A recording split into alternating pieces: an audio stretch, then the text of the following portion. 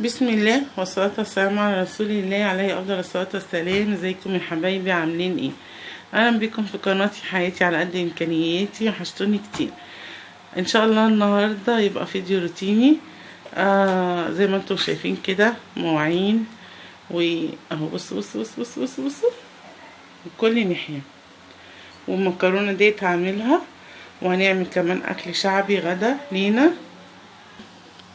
طبعا انا بقالي كتير مصورتش معاكم خالص.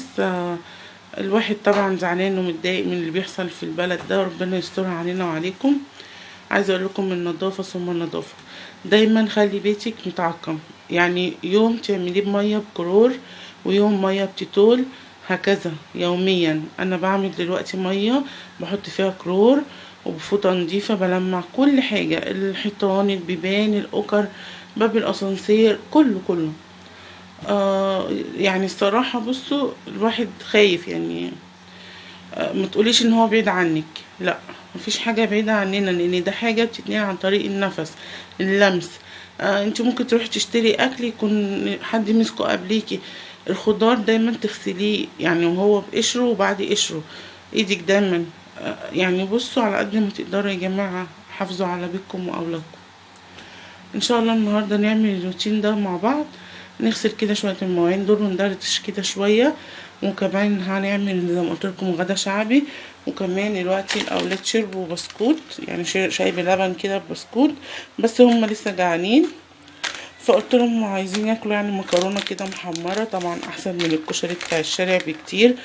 اليومين دول مفيش اكل خالص من الشارع.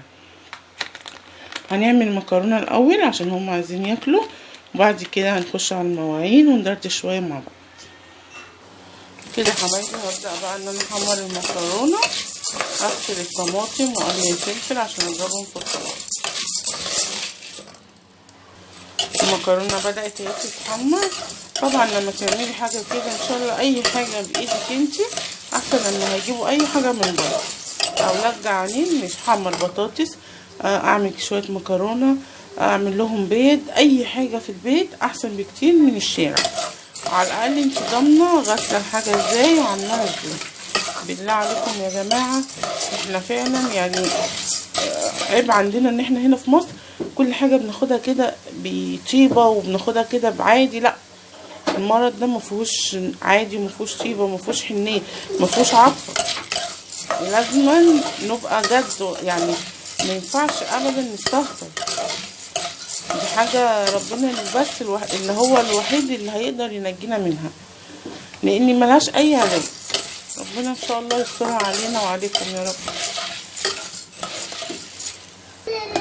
شايفين بقى كده خلاص اهو، حطيت لها القوطة وشوية مية صغيرين، وكمان حطيت لها بهارات وواحدة ماجي، مش بهارات يعني فلفل اسود وواحدة ماجي وملح. اهو بالشكل ده. خليها بقى تستوي ان شاء الله، عقبال ما اخلص المواعين هتكون هي كمان استوت. هبدأ بقى كده انزل الكوبايات بتاعتي، طبعا لو فيها اي حاجة غطيها في الباسكت عشان خاطر الحب بتاعي ما يتسدش. مش عارفة من يومين كده او 3 ايام الحنفيات عندنا كانت بتنزل مية لونها بني، مش عارفة ليه يعني، حتى لدرجة ان هي بوظت لي الغسالة. الحمد لله يعني، قدر الله ما شاء فعل.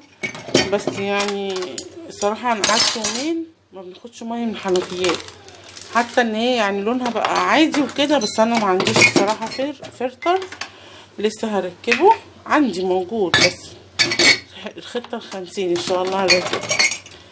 ونفتح الحنفيه لقينا الميه نازله بني، والله اقسم بالله لونها بني. عارفين يعني ايه بني؟ شوفي لما بتكون في البحر وبنجيب شويه ميه كده من تحت، شويه كده من قرب الرمله، الميه فعلا كان اللون ده.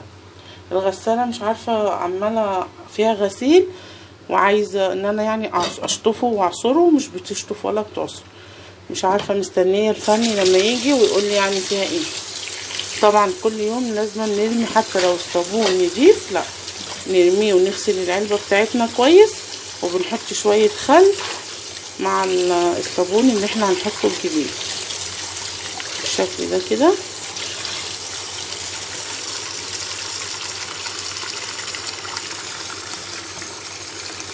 هحط اهو شويه خل، لازم شويه كده زي معلقه كده معلقتين. هنبدا بقى ان شاء الله كده في المواعين. هشطف الكوبايات بتاعتي كلها مره واحده. فطبعا بقى عندي كميه ازايز عايزه تتغسل وتتملي. الازايز دي انا يعني كل مثلا شهر برميها، بستخدم غيرها.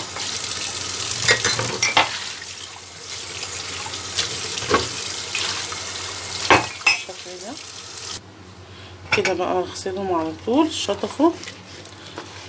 يعني الصراحه بقالي كتير ما صورتش، متابعه الاخبار ومتابعه الناس اللي بتبقى منزله يعني معلومات عن المرض وعن الناس اللي عندها الحاله بس احنا عايزين يبقى عندنا ان احنا نبقى محافظين على روحنا.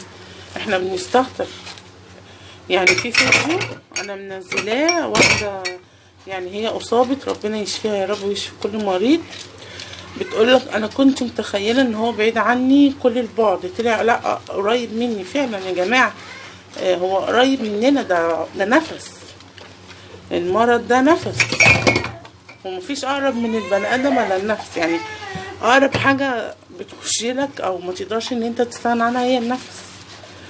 فحافظ يعني حافظوا على قد ما تقدروا، بلاش خروج كتير، بلاش الاولاد يروحوا في اماكن حد يكون عنده تعب بلاش تروحوا عنده، ما فيهاش زعل.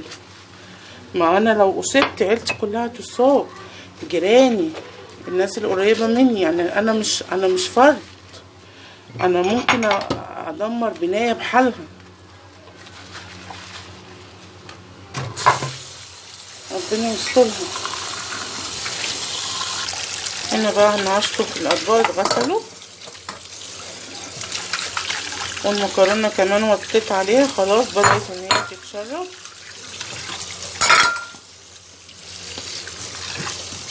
ده خلاص كده اهو المكرونه كمان استوت، وفاضل شويه حاجات معين قليلين قوي ونخلص. وكمان بقى الحله بتاعت المكرونه خلصت. الف هنا وشفا.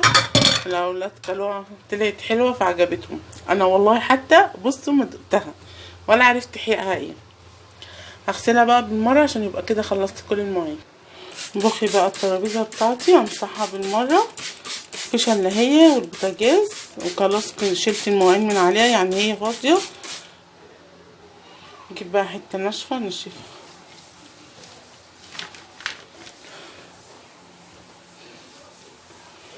كده بالشكل ده، بقت نضيفه وزي الفل. هعمل الناحيه التانية اللي ورا التليفون اهو كده بالشكل ده. اجيب الكوبايات بتاعتي.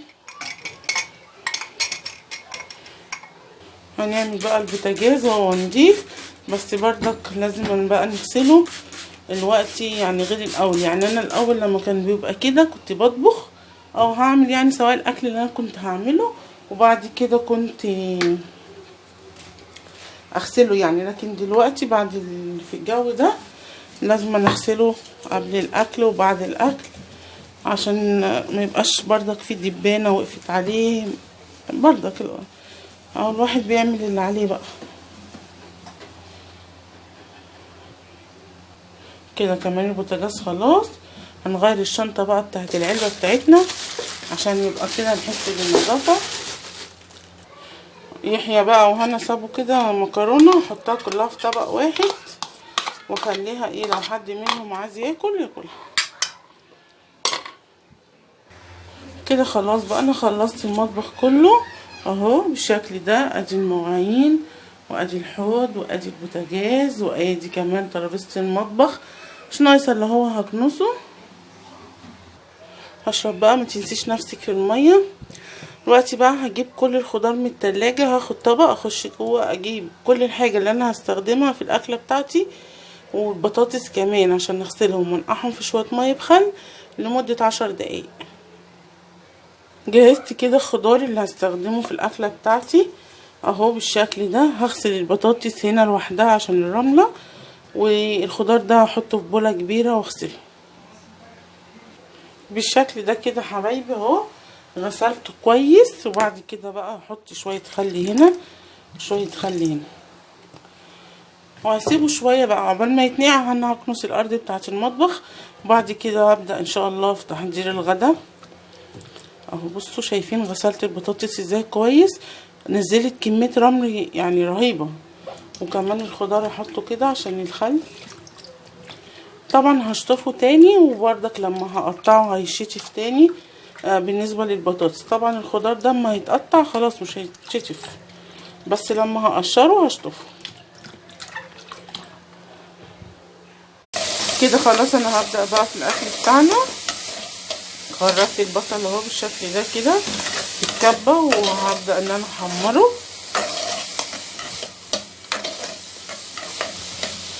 البصل الابيض نشفيه الاول في الحله، سخني الحله الاول قبل ما تحطي اي حاجه، عشان بيبقى فيه كميه ميه عاليه، لازم تنشفيه الاول كده.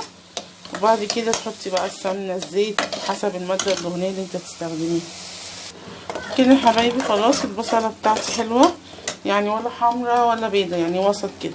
وقطعت هنا الطماطم وفلفل، وحطيت كمان معلقه توم، يا دوب الريحه بتاعتها طلعت مع البصل. هقلبهم بقى كده علشان خاطر القطه دي تتسبك بالشكل ده. هحط لها بس الملح وفلفل اسود. خلاص خلصنا الاكل زي ما انتم شايفين. عملت كمان جبنه قريش بالزيت، وكمان قطعت هنا شويه خضار. شرايح الليمون دي هتتاكل. الليمون اليومين دول مهم جدا، هو والثوم والبصل، كتروا منه على قد ما تقدروا. وعملت اهو بطاطس محمره وحطيت عليها ملح بكمون، والشكشوكه اهي بتاعتنا. احنا بقى دلوقتي هنروح ان شاء الله نتغدى. تعالوا كلوا معانا ومكملين، وهنشوف هنعمل ايه تاني. متقلقيش النهارده الروتين حلو على قد يعني ما هو في شويه حاجات كده بس خفيف. قلت بقى كمان نعمل كده قرص فطير ولا قرصين فطير عشان خاطر نشرب بيهم الشاي. نحط كده شويه ملح، نص معلقه ملح، نحط عليها معلقه سكر. هنزل بقى كده بشويه ميه صغيرين واعجن، وبعد كده اشوف العجينه بتاعتي. حطي بقى نقطه زيت كده صغيره. انا خلاص عجنتها، سيبها ترتاح بقى اهو بالشكل ده. بقى اغطيها بحاجه واسيبها ترتاح حوالي 10 دقايق وبعدين اقطعها. اهو يا حبايبي قطعته بقى بالشكل ده. قطعت 2 كبار، وده بقى صغير اللي هيبقى جوه الفطيره الكبيره. وحطيت عليه زيت كده. هسيبه شويه بقى كده ايه يرتاح بتاع نص ساعه، ساعه الا ربع. وبعد كده ان شاء الله ايه هعمله. اهو العجين معايا كده بقى رايح بالشكل ده. وحطيت هنا سمنه بلدي على سمنه نباتي على حته زبده، وسيحتهم كده ايه يعني ولا سخنين ولا باردين بالشكل ده. وحط كمان عليهم حبه زيت، حوالي ربع كوبايه زيت كده. وهنفتت بقى مع بعض. دهنت بقى الطبلية بتاعتي زيت كده بالشكل ده. هجيب بقى كده قطعه. انا سبتها حوالي ساعه الا ربع. هفرد بقى كده اهو يا حبايبي بالشكل ده. كل ده مفكره ان انا بصور واتاري التليفون معمول ستوب. بنفرد بقى كده وبنحط واحده جوه واحده، واحده جوه واحده. انا عامله دول 12، يعني كل واحده تاخد 6 كور، 5 صغيرين وواحده كبيره. لو شايفين الهواء اللي انا بدخله ده، هو ده اللي بيخلي الفطيره بتاعك مورق اهو بالشكل ده كده اهو.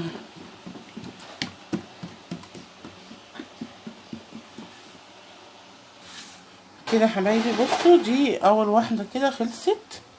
شيلها بقى كده اهي، وحطيتها في الصينيه. مش هبطها دلوقتي، هسيبها ترتاح. لما ترتاح خالص ابقى ابطها. كده التانية يا حبايبي خلاص اهي.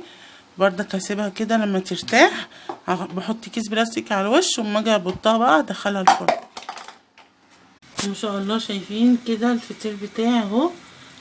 دي خلاص، بس لقيت الارضيه بتاعتها لسه يعني بيضه شويه، فحطيتها تحت. شايفين قد ايه منفوخه اهي بالشكل ده كده